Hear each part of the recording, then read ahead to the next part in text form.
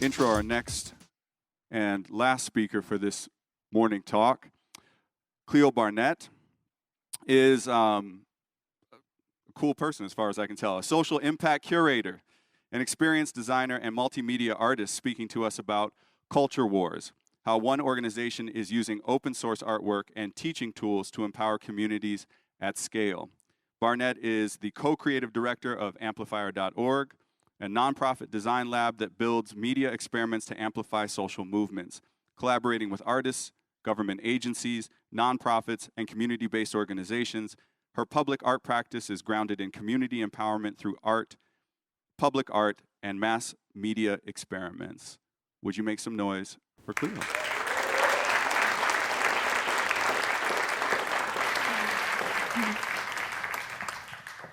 Hi, everyone. Okay, I know you all have been sitting for a while, so I'd love for those who want to or can to just stand up for a second. And no matter how silly it might look, just shake it out. I know you guys have been sitting for a while, so any kind of stretching you want to do, maybe like bring your shoulders up and release. I know it's a lot to listen to people for that long. And a deep breath in. Exhale. Maybe one more. Okay, thank you. So hi, everyone. I wanted to just start today with a story, if I will. So when I was 17 years old, I experienced a very unexpected calling, and it was an inner voice that was leading me in a direction that changed my life forever. So to set the scene, I grew up in Seattle, and I moved to New Zealand, which is where I was born. But I found myself living away from my family for the first time, making new friends in a country I hadn't been to since I was 6 years old, and going to a new educational environment, going to university for my first time in a foreign country. And it was a time when my eyes and my heart were very wide open. And while my path had been laid out for me by very well-intending adults, that it was a very restrictive environment of where I really had to be a businesswoman or a lawyer, for the first time in my life, I found myself just following my intuition. And this guided me into studying the revolutionaries. I was studying Malcolm X and James Baldwin, Audre Lorde and Octavia Butler, and I was looking at these artists who had mobilized millions, who were these visionaries spreading revolution and love. And I saw that there was this beautiful, intricate ecosystem where everyone had a role to play, and where there were so many different approaches that converged together to drive justice forward. And so it was here, big surprise to my parents. My mom's in the room here. I don't know if you want to raise your hand. I don't know where she is.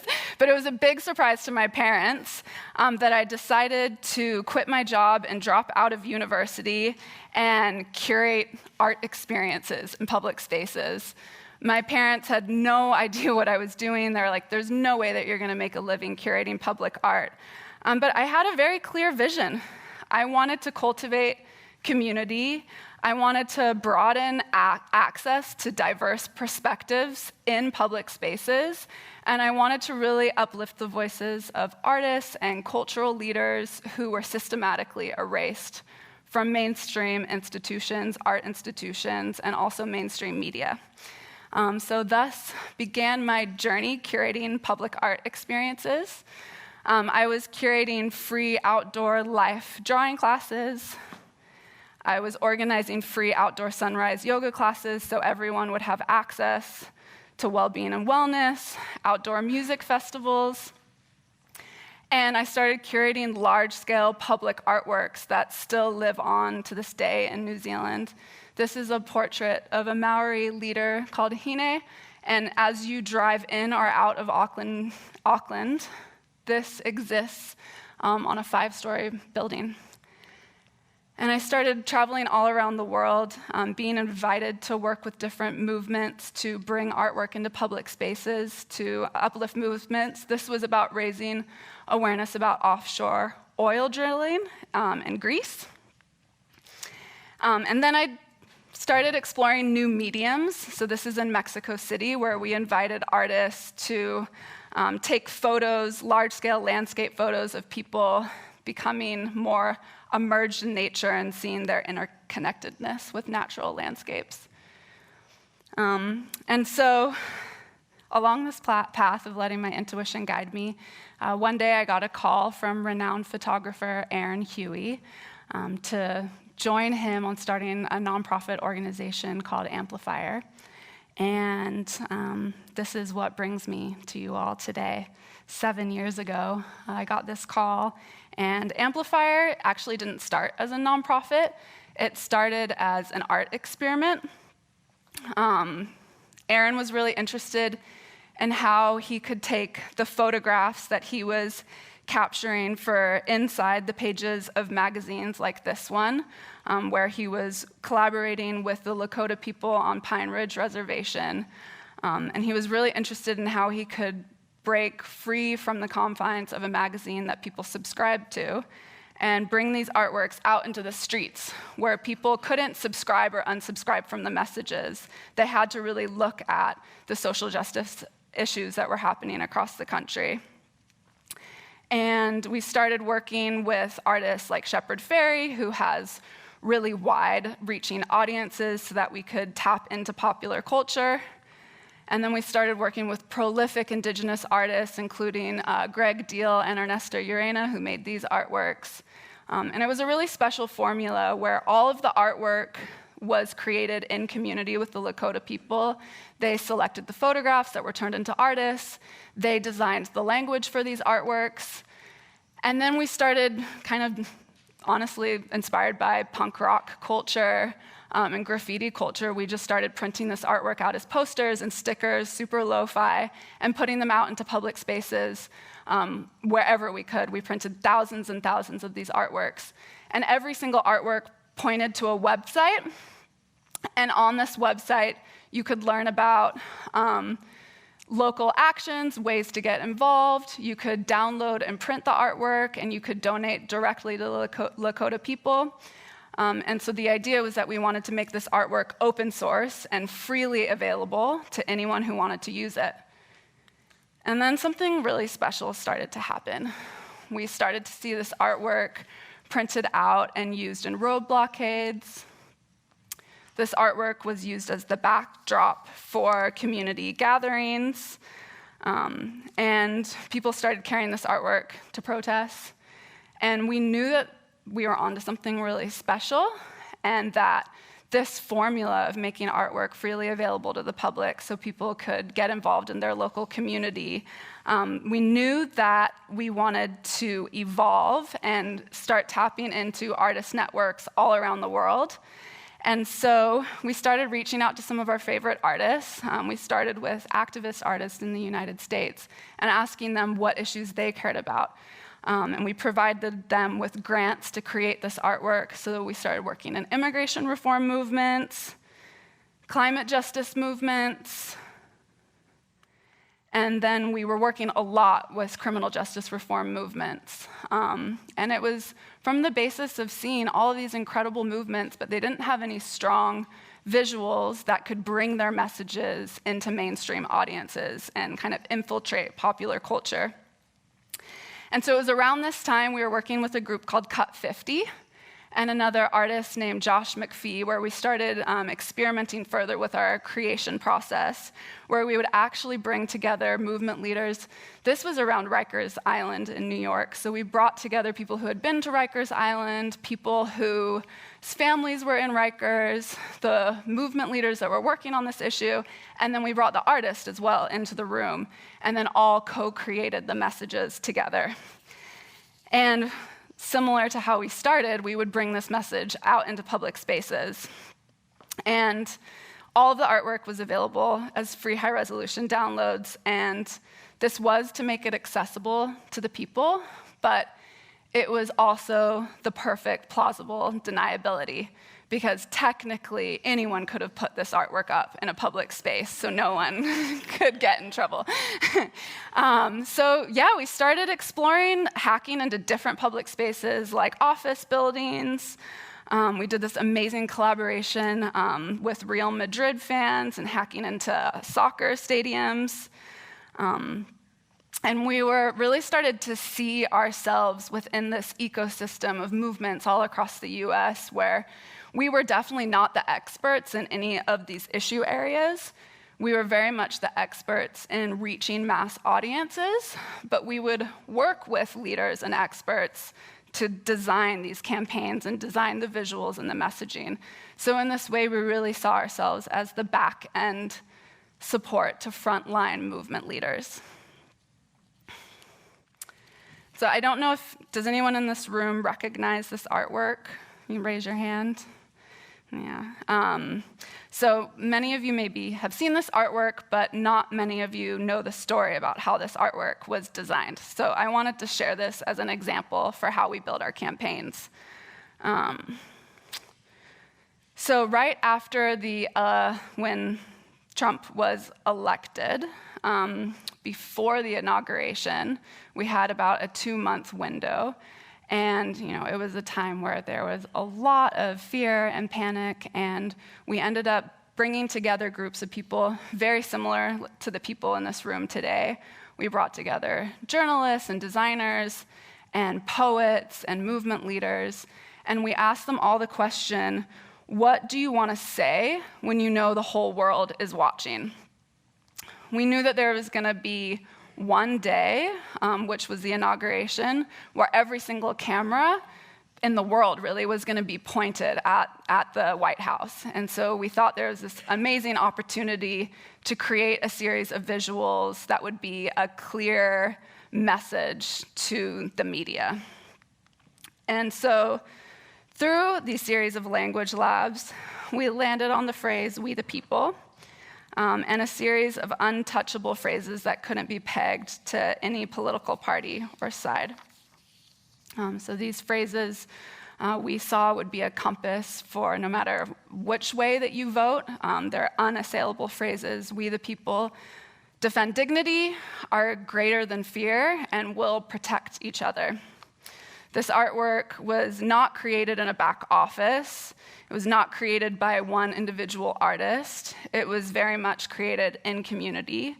We hired dozens of community groups and poets and photographers, including this collective of photographers, to go out in their community and capture their neighbors and their friends and their family. And from hundreds of photographs, we curated it down to these 3 photographs, with the intention of honoring and standing in solidarity with the communities that were most violently targeted during Trump's presidential campaigning. And our plan was pretty simple. We wanted to print out tons of artworks, put it in a truck, and then drive around Washington, D.C. and pass the artwork out to people. That was pretty much our plan. It wasn't super sophisticated. But once, just a few weeks before the inauguration hit, we heard rumors that Trump was going to be the first president in history to ban protest signs from the inauguration. So we're like, okay, well, we have to come up with a whole new plan. So we discovered that for every $1 donated, we could buy 6 full pages of ads in the Washington Post. And so we didn't have the resources to take out a full-page ad, so we decided to partner with Kickstarter, and we launched a grassroots campaign. And we ended up breaking Kickstarter history. It was totally not anticipated at all, but we ended up raising $1.36 million in 8 days with 28,000 individual donors, which was the most people that supported an arts Kickstarter in history. And so with the support of our community, we're able to take out a full-page ad in the Washington Post, which, just so you all know, it costs $100,000 at a nonprofit rate for a one-day ad. So this is what we're up against when we say reclaiming public spaces. And because we raised way more money than we were anticipating, We ended up getting full-page ads of the New York Times and USA Today. And then what we asked of our community is to, if you're in Washington, D.C., grab a newspaper, roll it up, and then sneak it into the inauguration. And people did by the millions. It was wild. And what really surprised us the most was that we started seeing this artwork pop up in every country around the world during the women's marches, from New Zealand to Berlin to South Africa. People were using our free high-resolution downloads. Our website actually kept crashing because we had millions of views on this site every day. And we had downloads of this artwork in every single country around the world. And then we started seeing people really made this artwork their own because it's open source. So people made their own quilts, made their own dresses. People were projecting this artwork all over the place. Some people even got this artwork tattooed on themselves. It was a time of very accelerated learning. Again, this was a 2-person organization working out of a backyard in Seattle. It was an art experiment, and all of a sudden, overnight, I had like 10,000 emails a day. And we were learning a lot along the way. And one major learning was that when you put artwork into the public domain, it can kind of take on a meaning of its own, and it can have consequences that you maybe aren't prepared for. And so something that was starting to take place on a mass scale, which we were not anticipating, is this artwork started showing up in classrooms all across the country. And that was really beautiful because we really believe representation matters and people should see themselves reflected as leaders, especially when you're young. But the challenging part of it was that this artwork was inspiring conversations in the classrooms that teachers weren't necessarily equipped to be able to facilitate.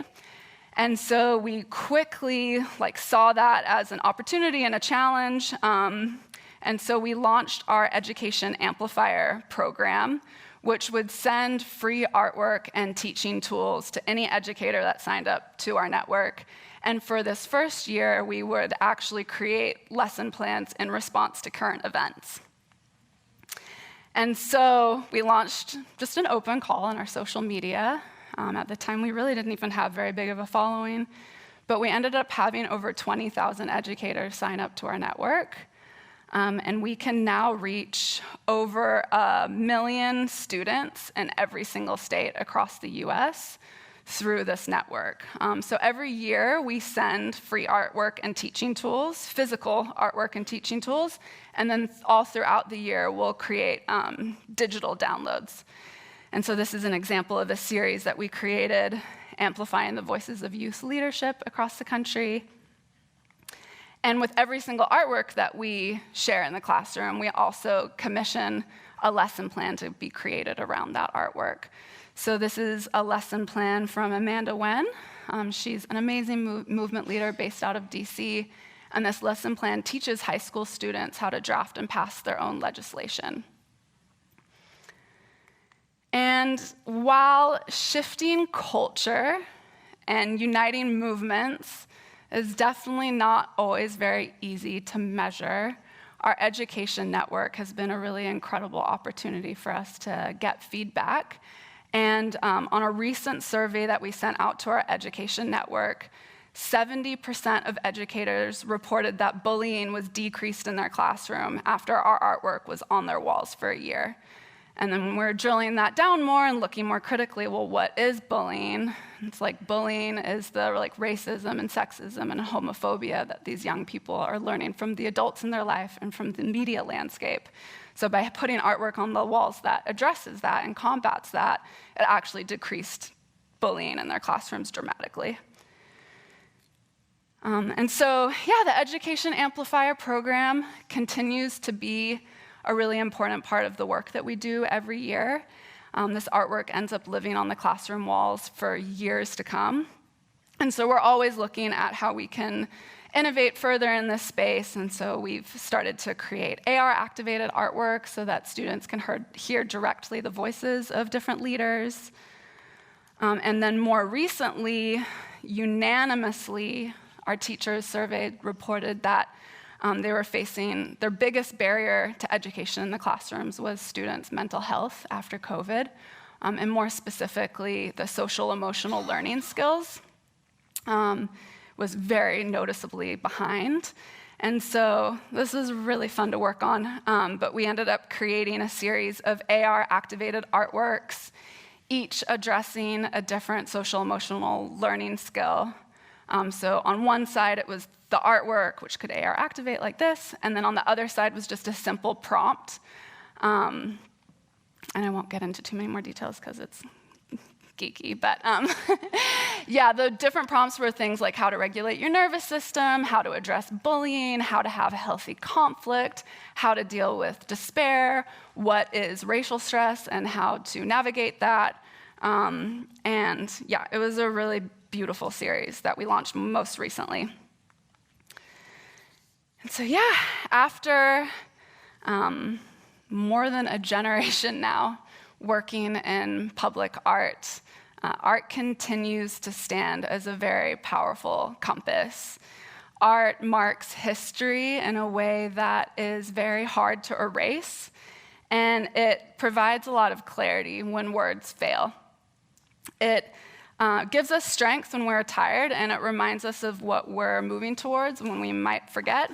And it's become a really powerful tool for us for collective action. And if we can illustrate a clear picture of the changes we want to see in the world, it does create the cultural conditions for public policy to follow. I really do believe that mainstream society is designed to make us small and to prey on our fears and our grief and our anger, and it hopes to paralyze us into inaction. But while our power is definitely relative, it is no less real. So in the words of Audre Lorde, we need all the different pieces of ourselves to be strong.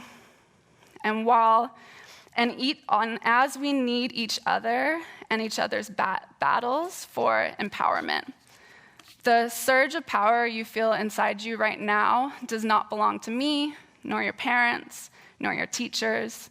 That power lives inside each of you. It's yours, you own it, and you will carry it outside of this room. And so today I do want to extend an invitation to each of you. I hope that you create the space that you need for your well-being. I hope that you find what brings you joy and that you really prioritize and nurture that, and that you make it a goal to regulate your nervous systems. And from this grounded, nourished space within yourself, I hope that you find the wisdom of visionaries that inspire you, past and present, as you envision the future you desire. Because whether actively or passively, we are all co-creating the future. Thank you.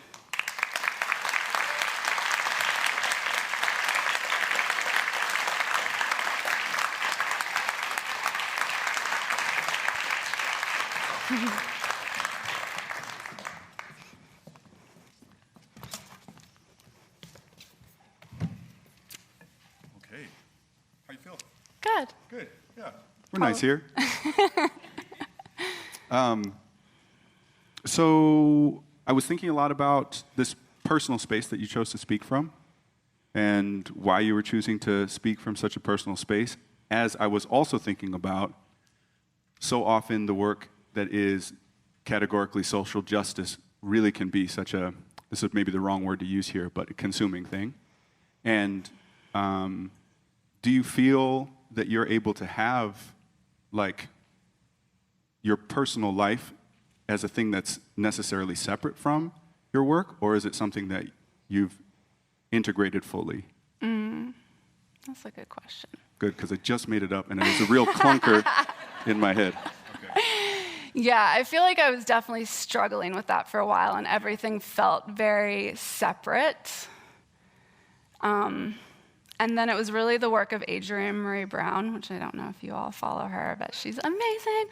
I feel like studying her work and seeing how that embodiment and when I say separate, I almost felt like I couldn't experience joy or I couldn't experience pleasure because I just needed to do the work.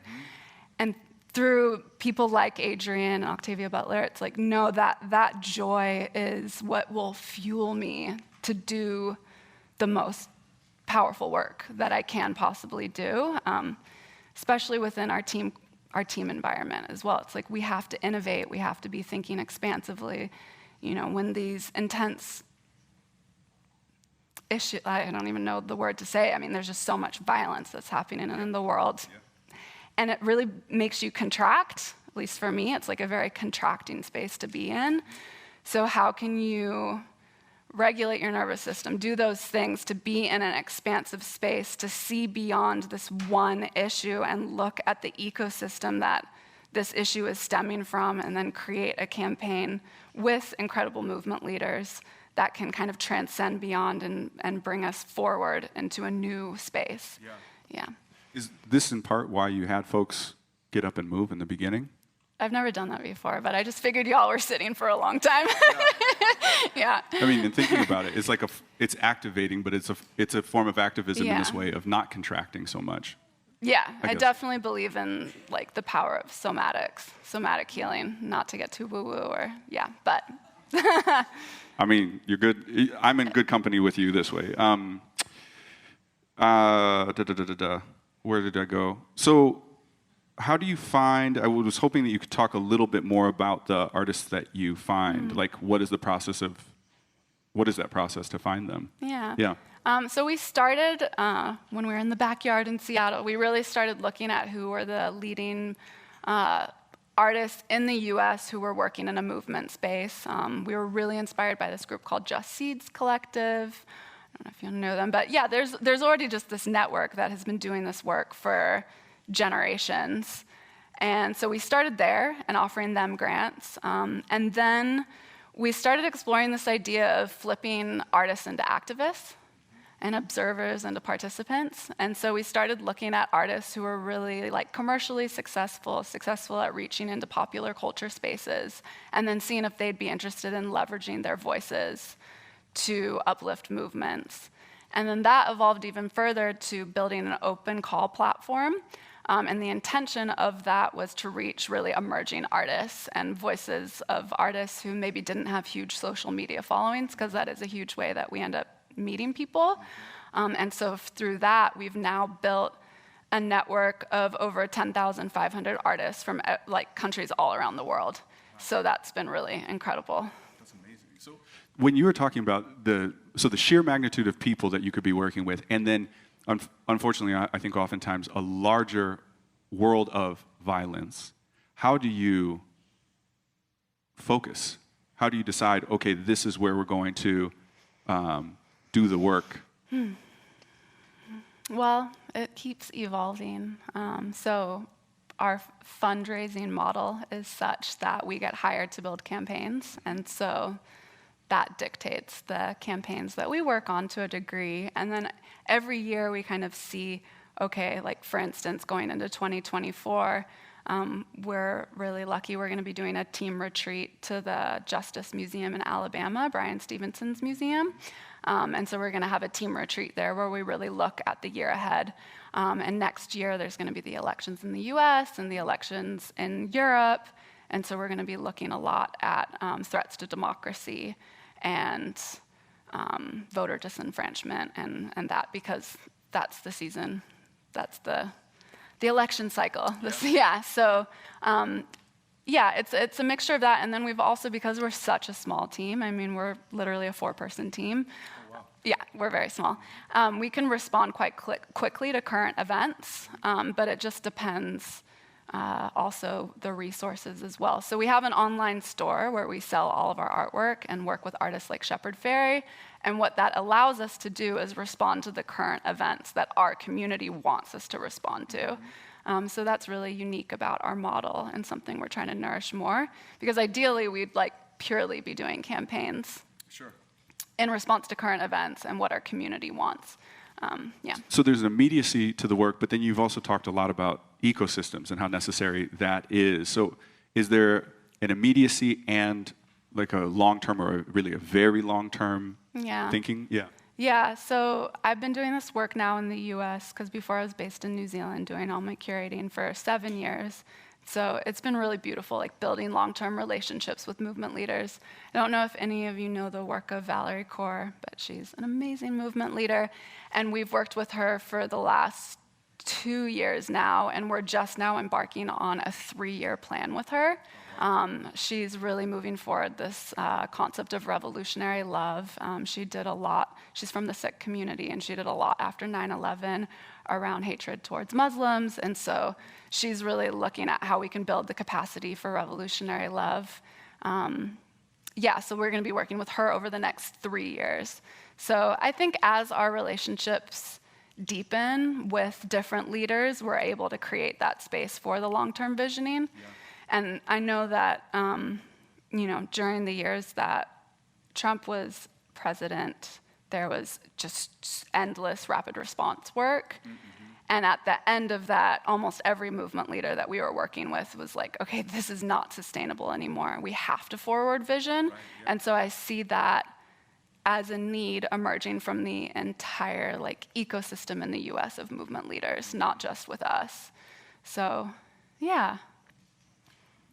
I love that you were talking earlier in your talk and then also in your life about people who are influencing your understanding of what revolution was or what it could be, and talking about Audre Lorde and Octavia Butler and Malcolm X. So I'm wondering how this concept of revolution has evolved for you as you've continued to do it. That's my question, yeah. I think it comes back to your first question. I think before I felt like I really couldn't create space for my own joy or pleasure in this. And now I'm seeing how in order for me to make this my life's work, I absolutely have to center love and joy in a much more kind of intentional space to be able to fuel me to do this work. Yeah. Actually, I was on a call with Valerie 2 nights ago, and she was sharing, for the last 20 years, she's been organizing around hate, and for the next 20 years, or for the rest of her life, she now wants to organize around love. Yeah. And that's what's going to fuel her and sustain her. So, yeah, I just think that for me, at least, it's like we have a way of working. We have a team now that we've worked with for a long time. It's easy to kind of get in routines, and I'm sure as designers, it's easy to just kind of go to the fonts that you use and the color choices and all of that. But it's really making sure that I'm creating that space to learn things that blow my mind and kind of shake my understanding of reality. Yeah. And having conversations with people whose views wildly different than me, and just always keeping things fresh is the only way I'm going to continue to add value in this work. Yeah, that's a good place to stop. Yeah. All right. Thank you so much. Thank you. Everyone. Thank you.